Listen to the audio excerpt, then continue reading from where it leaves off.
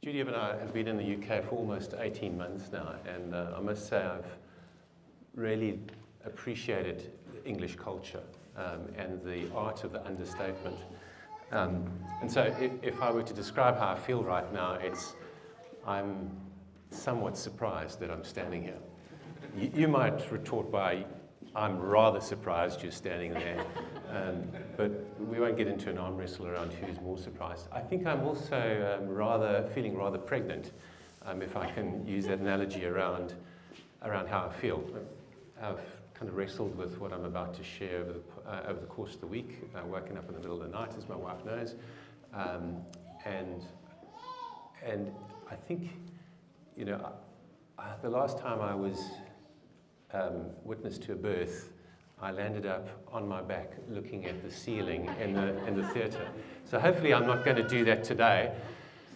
But I do want to use that analogy and say, so that's how I've come today. How are you? How have you come today? So how are you going to enter this delivery theatre? Have you gowned up? Have you scrubbed up? What's your expectation? Because I think I can make this the longest 90 minutes of your life that you'll never get back. I'm joking, it's only going to be 30. Or it could be 30 minutes where you catch, because you're gowned up, you're prepped, you catch what's going to be delivered, and there'll be something for you. So where's your expectation around how God will meet you through my imperfect words in the next 30 minutes? Okay, so that's my 50%. Where's your 50%? Right, so I think a lot of you know that my work takes me around the world, and so I want to start with a little story, and maybe that'll be an introduction to what we're going to talk about today. How many of you fly or have flown, even if it's just once? Yeah, so most of us have flown once. Okay, so imagine we're in an aircraft, and the air hostess has come down the aisle. You're flying somewhere, chicken or beef, and she's gone through. You've got what you've ordered, and you sat down. You've watched Planet of the Apes 13, and you're hoping that there's not a 14th edition to it. And on the intercom, the pilot comes through and he says, "Okay, folks, we're about to land. Please buckle up, and crew, please take your seats," which is the standard. Anywhere you are in the world, that's how it happens. So they buckle up, you see the sign go red above you, and you're in. And it comes down to land, and the plane lands, it comes into its bay, and there's the ping as the sign goes green. And what normally happens is people jump up, don't they? They jump up, they pull out their luggage from the overheads, and they get into line to go, okay, I'm here, I want to get off this plane as quickly as possible. On this particular instance, this particular flight that I was on, I won't tell you where I was in the world. What happened was something very different. So we get into the bay, the light goes green, the air hostesses and stewards jump up, and no one else jumps up. Unusual. I spent almost 20 weeks away from home flying last year. That's why some of you think I'm a guest speaker. But I've never seen that before, and so I watched. I didn't get up, fortunately, didn't make a fool of myself. I watched. The door opened, and then the two people in the front seats got up. They got their luggage, and it was almost like dominoes. Then these two, then these two, then these two, then these two. And so it went all the way back to the back of the plane. And I think, when you look at that, you go, well, how is it that people can operate and act in a particular way that is so different to elsewhere in the world? That in that particular circumstance, that they feel the pressure, because no one got up. They feel the pressure of acting in a particular way. And so I was like, okay, I'm going to watch this. Get onto the bus, and we head off. The bus pulls up this is a mine site, so the bus pulls up at a camp, and the same behavior takes place in the bus. First two, all the way back to the back. No one stands up until it's their turn. And so for a week I was at this site, and it was like no one said anything. There was no briefing. It was people were taking their cues from the environment. So you kind of learned to watch what other people were doing, and you did exactly the same as them. And that's how you kind of fit it in.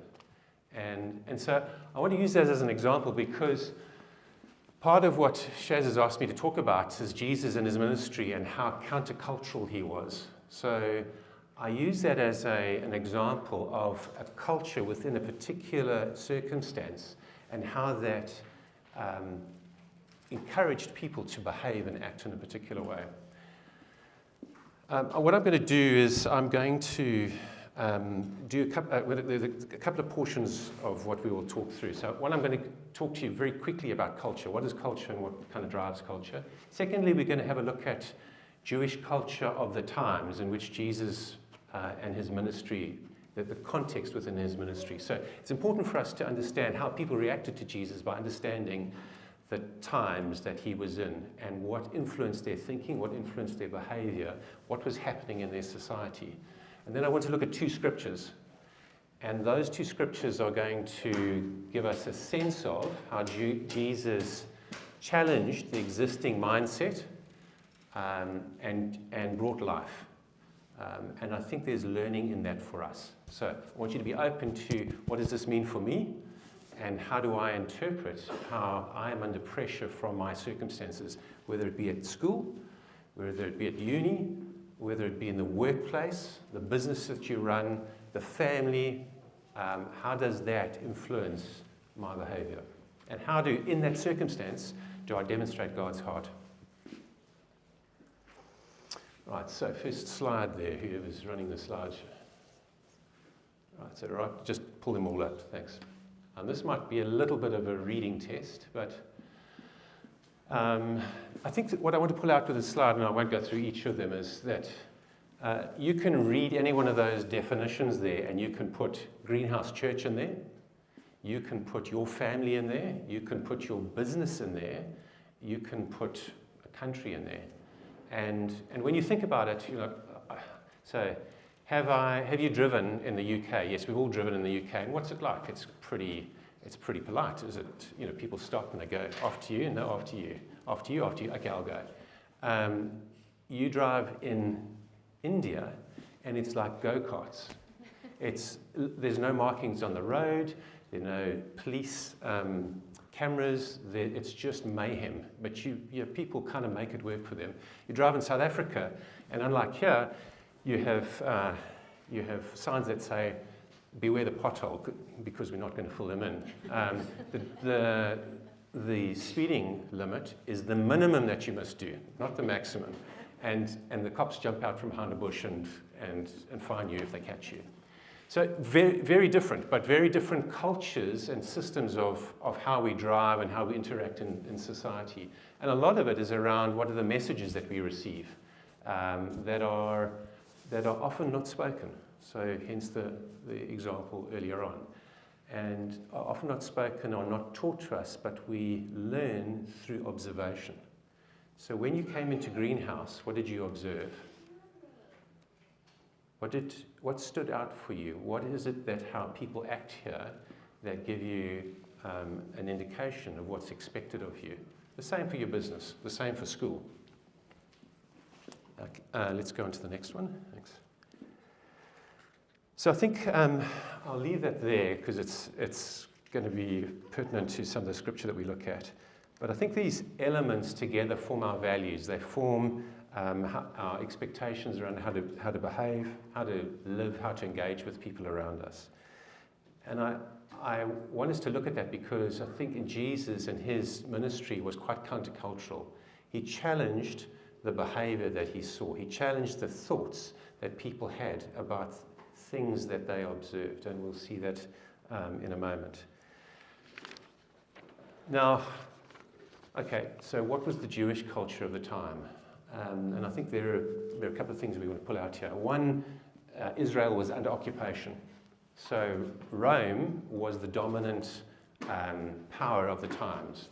That's a little bit like the UK being annexed by the USA. Donald Trump moves in with all his troops, and they are here. You've got troops on the streets. There's this sense of we're not in control. That's the first thing. Secondly, it was a very religious and traditional society. Jewish religion and tradition was central to the way that people acted, behaved, and took their cue. And there was also a strong expectation around the coming Messiah. So the Messiah is coming and he's going to liberate us. So religion was central to everyday life, the temple being the heart of Jewish worship. And that religious movement or religious arrangement was very strong in how it shaped how people thought, how they behaved, how they organized society, and how they also understood God. So in the two scriptures we're going to see in a moment, there's in one of them there's a reference to Pharisees. The Pharisees and Sadducees, if you know your word, have a very strong role within Jewish culture at the time. So the Sadducees are far more oriented to the temple, and they are a priestly class. The Pharisees tend to engage with the general population a whole lot more commonly. They are very strict around observance to the law, and they're quite influential in terms of engaging with people, just the general population. When you think about what else kind of impacts people's behavior, the Torah or the law is one of those things. Okay, so the Jewish scriptures of the time, they were also quite influenced in terms of their diet. So there was what's kosher, what's not. You can't have bacon. Sorry, guys. You needed to observe the Sabbath. There were certain festivals that were important, and all of this creates a way of operating and being, and we'll see that in a moment. I think the other thing that I want to pull out, which is the Jewish culture at the times was quite collectivist. And what do we mean by that? Well, we is more important than me. We live in a society today where it tells us my goals, my objectives, the things that I want in life are more important than everybody else. Think about fulfilling yourself first. This is the total opposite of that, where the corporate is more important. So the impact of that was that the way that you behaved in society had a massive impact upon your family's reputation. You couldn't see yourself as engaging with in a public space without it having an impact upon the reputation of your family, without it having an impact upon the well-being of your business, without it impacting upon other members of your family. So you've got to see this as I'm constrained by the societal forces that are impacting how I see things and how I behave. And the other thing that was key to the culture of the day was what they call an honor-shame type connection. And so honor was your public reputation, your social worth, your family standing. Now that, as I said earlier on, had an impact. So Lee, if you think about your son and what he does at work, if he, in that society, if he messed up, the impact was on you and your business and your family. Whereas today, if your son or daughter does something in their work and it's either poor performance or something that's reputational, it doesn't really come back onto you. It's a very different arrangement then. So people behaved quite carefully to avoid public embarrassment, to maintain a purity and their moral reputation, to protect their marriage prospects, to preserve trust in their business, and ultimately because public opinion of them mattered enormously. So very, very strong drivers around their behavior. Okay, so that's the background. So I've given you that. No more history lesson around the culture of of Jewish times. Let's have a look at the first scripture then. And I need someone with a loud voice. So, Brian. Unless we want to do someone else. So I need you to look at Luke. Let's all turn to Luke 5 and verse 1.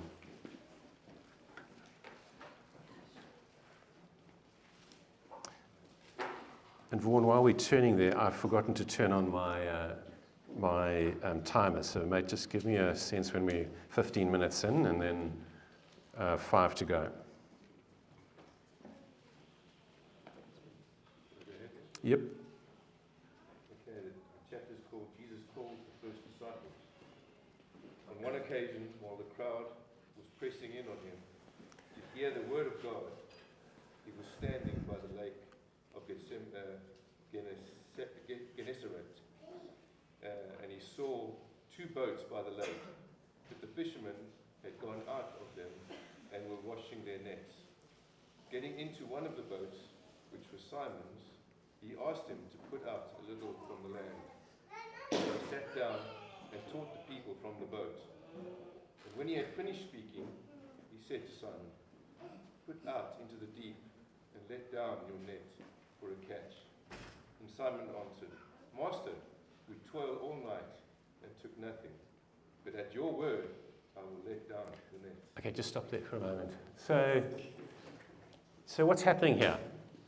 So Jesus has said to Simon, so Simon has lent Jesus his boat as a platform to preach. That's the first thing. And he's preached for the morning. And then he's gone, okay, right, I'm done preaching. Now, what did you catch last night? No, didn't catch anything. All right, take the boat out and take it to the middle of the lake and throw the net out. And you can hear in Simon's voice there some exasperation. It's like, but didn't you hear what I told you? Didn't you hear that we caught nothing last night? Don't you understand, Jesus, that the way that we do things here is that we only fish at night? We fish at night, and that's what I was taught as a fisherman. That's what I've practiced fairly successfully, but last night we didn't catch anything. So what you are telling me to do doesn't make sense. It's contrary to everything I've been taught. And yet Simon obeys. So I think that's the first thing. So Jesus challenges Simon to do something that's different, contrary to what he's been taught, contrary to the accepted way of doing things, thinking about culture here. And Simon chooses to obey. And he does that, I think, culturally. There's a component here around the respect for Jesus. But remember also, Jesus has healed Simon's mother-in-law. She had an affliction. So a couple of chapters that way. And so he's almost got the start of the testimony of what Jesus is doing in his life. So the challenge comes, and he goes, okay, I'm going to obey. I'm going to obey because of the authority that I sense from you. I'm also going to obey because when I look back on the testimony of what you've done, I can also trust that. So I think that's where I stop, and Brian carries on. So verse 6. Yeah, verse 6. And when they had done this, they enclosed a large number of fish, and their nets were breaking. They signaled to their partners in other boats to come and help them. And they came and filled both the boats, so that they began to sink. But when Simon Peter saw it, he fell down at Jesus' knees, saying, "Depart from me, for I am a sinful man, O Lord." For he and all who were with him were astonished at the catch of fish that they had taken.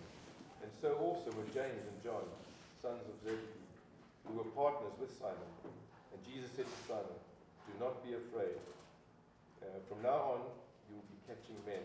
And when they had brought their boats to land, they left everything and followed him. Great, thanks. Promise next time it won't be a surprise. There was a mad scramble here in case you didn't see it happen. He'll get me back, no doubt. Okay, so what's the essence of the story? So obedience to do something that doesn't fit into my mental model of what the right way to do things is or are, results in fantastic blessing, doesn't it? It's the, okay, Lord, you're asking me to do this. I don't, this doesn't make sense, but I'm going to do it. And in that, significant blessing comes. So this is when we talk about culture, one of the first things that happens is your beliefs and the beliefs that you have around the world, in the world that you operate in, how open are you to those being challenged?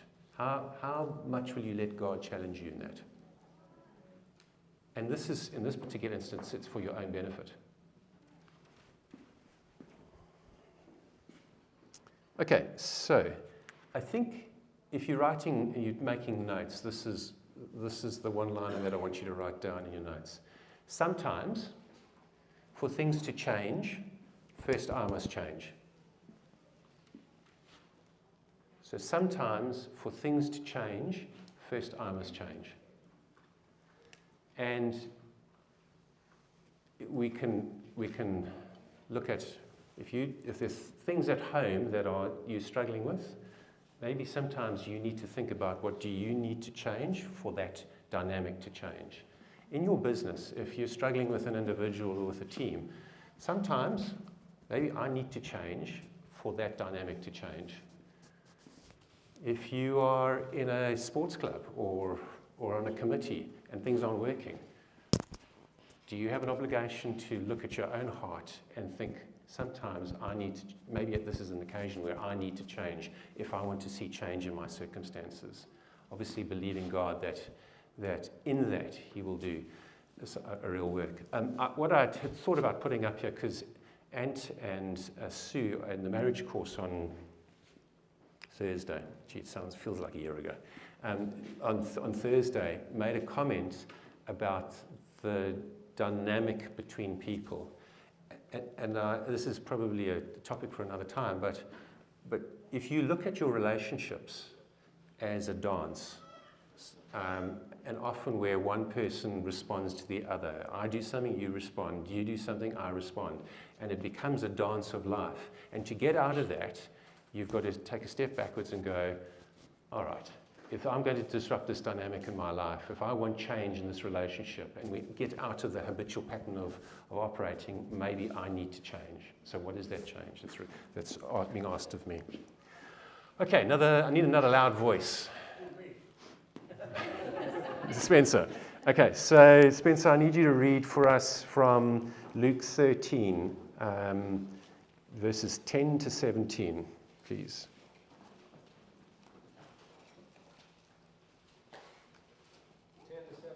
Yep, Luke 13, 10 to 17. One Sabbath day, as Jesus was teaching in a synagogue, he saw a woman who had been crippled by an evil spirit. She'd been bent double for 18 years and was unable to stand up straight. When Jesus saw her, he called over to her and said, "Dear woman, you're healed of your sickness." Then he touched her, and instantly she could stand straight. How she praised God. But the leader in charge of the synagogue was indignant that Jesus had healed her on the Sabbath day. "There are 6 days of the week for working," he said to the crowd. "Come on those days to be healed, not the Sabbath."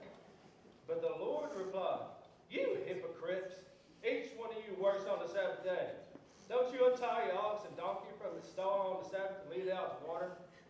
This dear woman, a daughter of Abraham, has been held in bondage by Satan for 18 years. Isn't it right that she be released even on the Sabbath?" This shamed his enemies, but all the people rejoiced at the wonderful things that he did. Fantastic, thanks. Well done. And I particularly enjoyed the inflection in about verse 13. You got the job again, mate. Really? Both of you. So what did you observe in that scripture? What's Jesus doing? If this is an exam question, what's Jesus doing? How do you answer that? What's the first thing that you put down on the exam paper? He's being disruptive, yeah, he's disrupting. Okay, so that's part marks. It's not the full answer here. So he's disrupting. What else is he doing? Yep. So he's challenging them. Yep. What else? Yeah, he's challenging the culture, and we'll see that in a moment. So he's being disruptive. He's challenging an element of the pervasive culture, which is the belief that you can't do work on the Sabbath. He's also pulling out and challenging the hypocrisy of the Pharisees, isn't he? So he's saying, you say I can't do this, but you untie your donkey on the Sabbath. Isn't that work?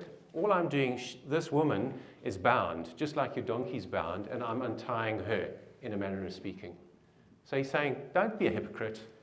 Look at, this is exactly what you're doing. So he's challenging them on that basis. But is he being disruptive for the sake of just disruption?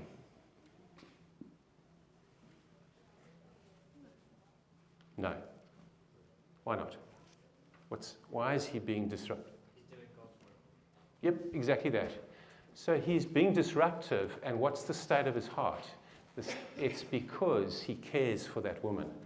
So he's not there as just a social hand grenade, if I can use that term.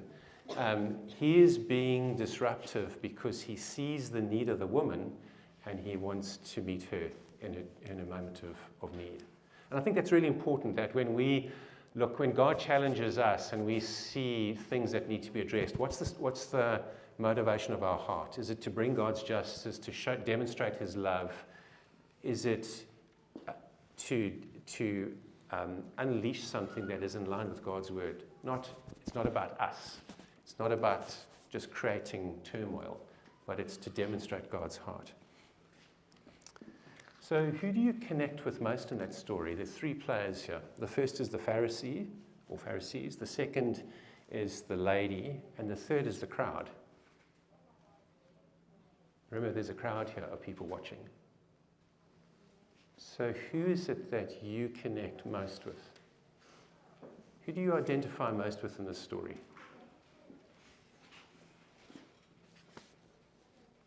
I think the Pharisee is a picture of authority. What's that? So Jesus is challenging the authority of the, and I think for some of us, you may see the Pharisee as, or that picture of authority as being something that you relate to. So when you look at your roles in which you lead, whether you lead at work, whether you lead in your family, whether you lead at your sports club, in whatever instance, are your beliefs about the way things should be done so entrenched that you can't move away from those?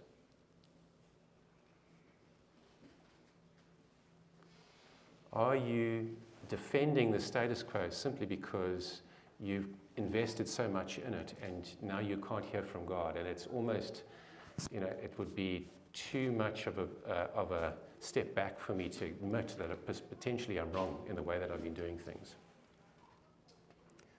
And are you locking yourself into that pattern of behavior in such a way that you actually can't allow for God's heart to be demonstrated any longer in your circumstances?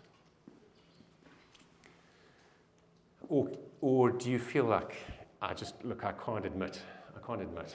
And I one of the things I just want to take a side street here and share something personally. In my work around the world over the last number of years, one of the things that I observe with leaders is that the more senior you get, the more you're almost caught in this dynamic of, I can't admit weakness. I'm not able to do that because it's I've got to this level in whatever organization I work in, and I need to be in control. I need to be able to demonstrate that I know everything, can do everything. And sometimes that's not good. It doesn't help.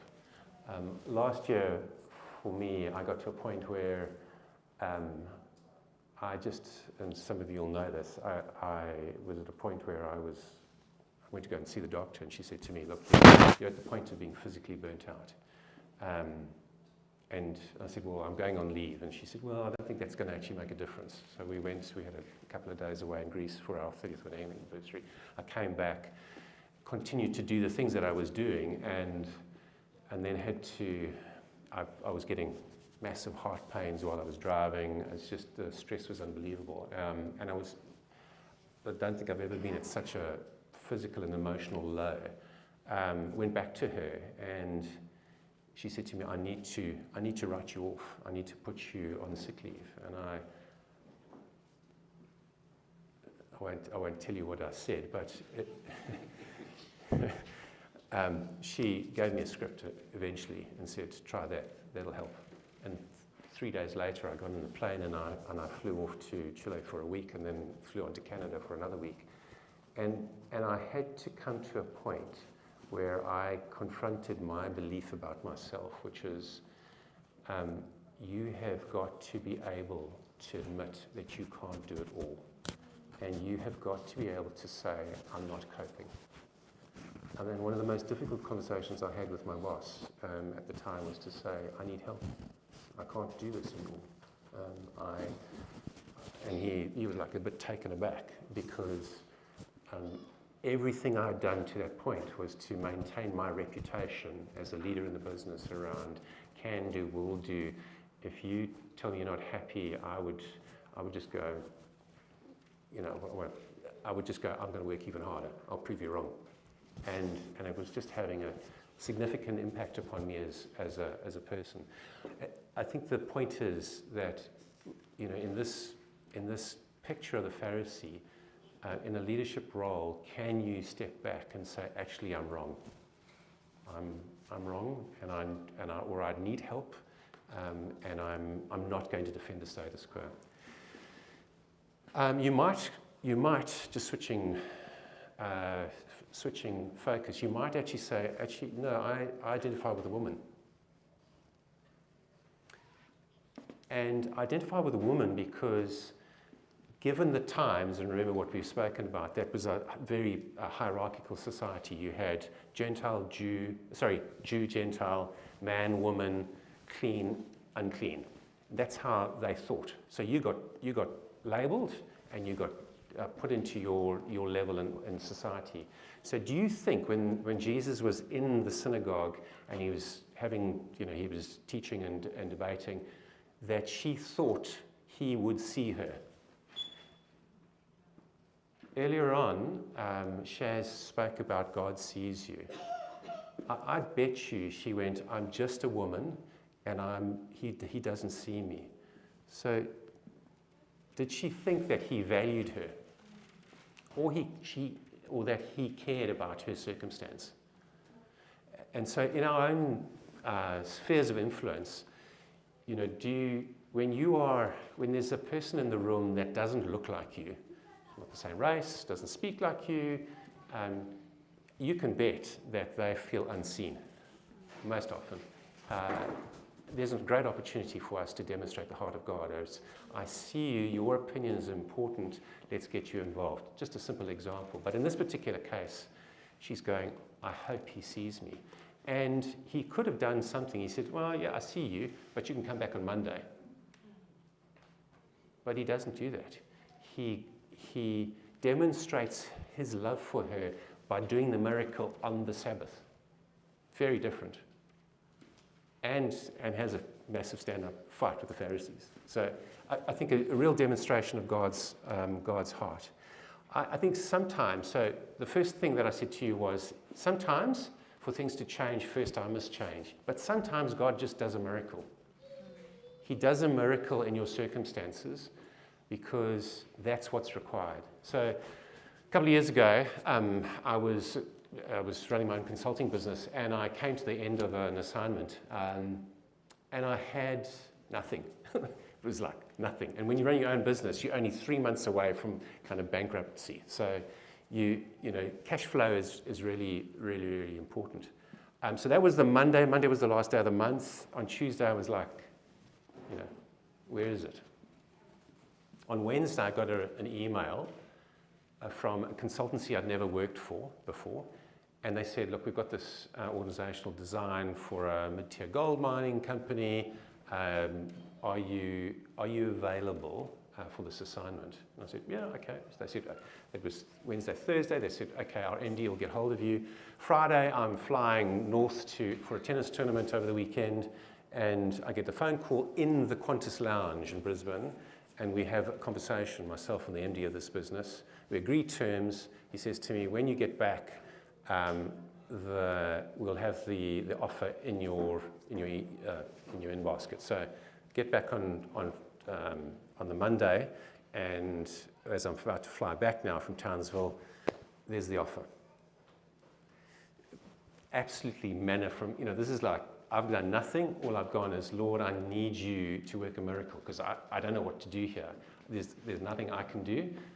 Bang, and it just dropped. And so I think there are occasions where God will work the miracle. He will provide it for you. It's the attitude of your heart that really then counts. And it's about just being, God cares for me. He sees me. He understands my need. I just need to have faith in him.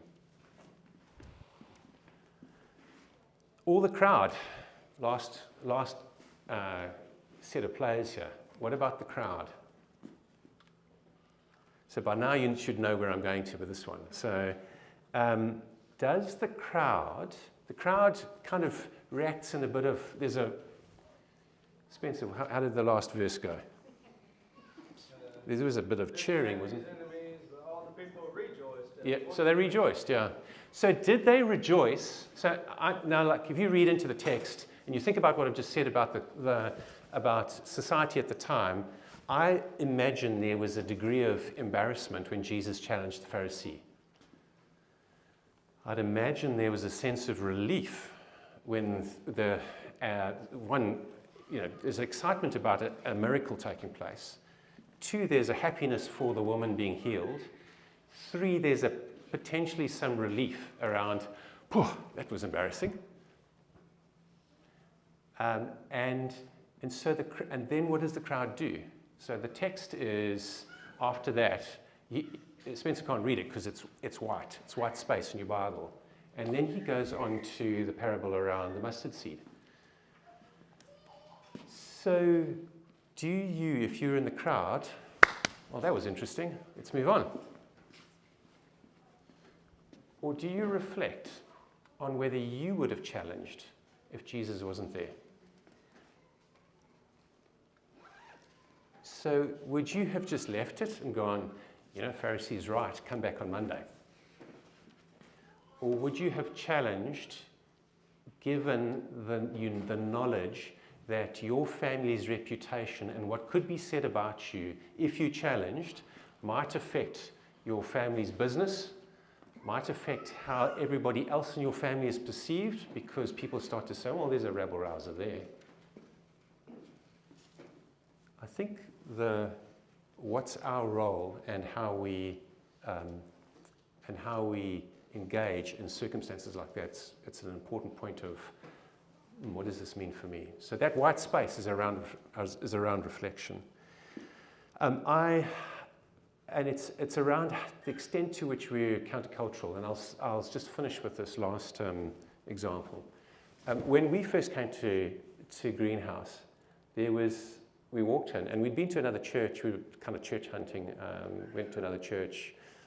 Felt like we had something branded on our foreheads because we went in. No one wanted to talk to us, and it was like very, very sort of reluctant. I think it was more politeness. Came here, and at the end of the service, or even before the service started, Daisy and Megan came up to us and started talking to us. Was it before or after? Okay. And I was quite blown away because it's not, look, I'm the wrong side of, well, I recently had my 40th birthday, well, the 15th anniversary of my 40th birthday. And it's not, it's not, I wouldn't expect any one of you to come up and speak to me if I was a new person in the church. But it was so countercultural, and because Megan had the care and I'm just going to go and do this. And that's what I love about our church, which is we've got intergenerational It's not the youth on one side. We had a great, worship was great, so fantastic. Thank you to the band. They're all under 40. So look at our church and how different this is to other churches that you go to. That's deliberate. That's deliberate. And as we grow, be careful that we don't fall into the culture of other churches that we've been to where everybody thinks someone's going to talk to that person, or I can't talk to that person because they're grey, or I can't talk to that person because they're under 25. We just need to check our expectations. So, in summary, to what extent are you willing to let Jesus challenge how you think about your circumstances and your role therein? What has dropped for you in the time that I've been speaking into your mind or your heart that you need to go away and explore further? Sometimes for things to change, first I must change.